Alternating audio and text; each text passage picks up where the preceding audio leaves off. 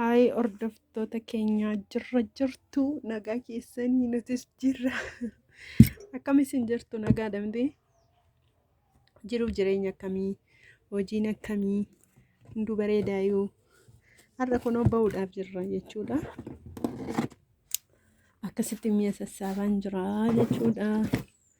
Bahuuf jenna argaa manni waa fakkaatu. Biddeenis tolcheen jira. Innaa biddeenis tolchee fudhatee deemuufanidha. Akkasitti mi'a guuraa jirra jechuudhaani. Bokkaan xiqqoo roobe egaa lafti keenya xiqqoo randa qaban beektu mitiire. Innaa kana waan diddibatamu sitti naqee. Innaa akkasitti kunoo deemuuf jenna. Biddeen immoo amman tolchee bokkuu baadhee deemurra jedhini. Inni ilaalinaashii. Ilaala kunoo manni waan fakkaatu. Akkasitti guuramee jira. Deemuuf jenna daawwadhaayii. Bahuudhaaf jenna baqqaasi. Nama nazzansiifnu. Innaa bakka akkasittiin isiniin jedhaa. Akkam isin jirtu nagaa keessan miti. Garuu garaan nama hammaata yeroo mana tokko deemuuf jedhani. Kunoo laasis viiksiin jira laala. Viiksiidha kun. Viiksii biyya Arabaa. Birrii 150 bitame kun akka Itoophiyaatti. Ishee.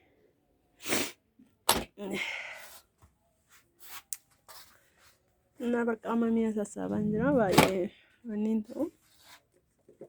Haala kanaani.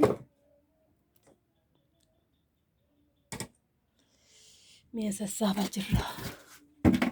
Bahuuf jenna. Kaleessa uffata miiccina irra afeelaala. Kaleessa uffata miiccamee asirra hafame. Inni akkasitti bakka.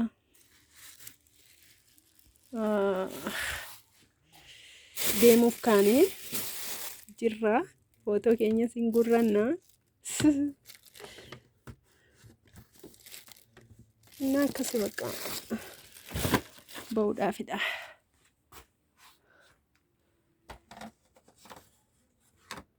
Anaaf lammiidha kun argitanii? Argitanii beektan miti?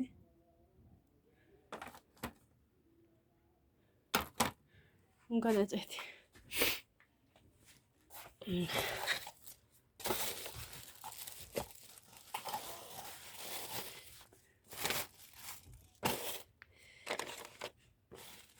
Innaa bakka deemuufidha. Ba'aa jirra. Mana gadhiisaa jirruun isiniin jedhaa. Baay'ee.